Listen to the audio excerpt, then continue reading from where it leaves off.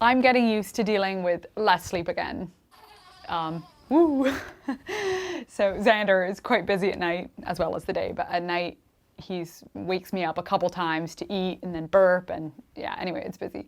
But the night can be a time when unwanted thoughts and fears intrude about how messed up the world is.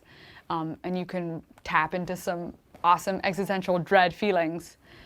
But weirdly enough, having a baby to hold and nurture, which you might think would make these fears worse, like if it's bad now, how much worse is it going to be in 20 years?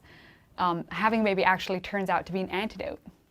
And it's not just because he's cute, he really is, and beautiful to look at. I've thought about this passage from Matthew 18 often. It says, "Whoever welcomes a little child in my name welcomes me." When you're holding a baby in your arms and welcoming him into your home and your heart, you're also welcoming Jesus. And that's a really amazing promise that you can't understand intellectually, but you can totally understand with your heart. From my very simple point of view, what it means is that Jesus continues to come to us through children, no matter how sinful we are or how troubled the times are. He can come in other ways, for sure, when people are gathered together waiting for him or when someone's grieving.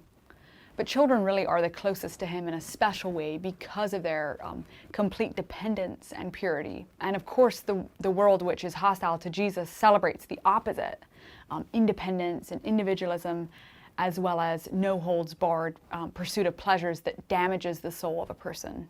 The horrendous possibility of a world where no children are born, like P.D. James wrote about in The Children of Men, is so horrific, not simply for the obvious reasons that the population's experiencing a radical demographic shift in age, or that people are unable to experience the joy of being parents, both of which are sadly happening in a less dramatic way today.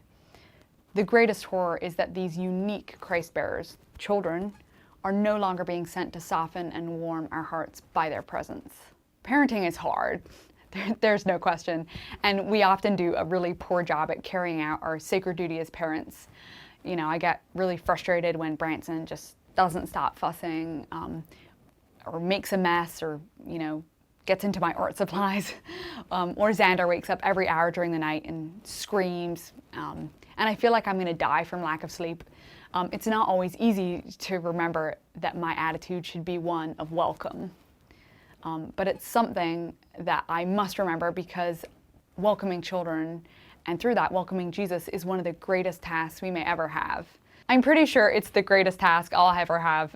Anyway, I mean, don't be expecting the COVID-19 vaccine from this house. Well, that's about all I have for this video, but if you have any questions about anything or thoughts you want to share, I'd love to hear them. So until next time.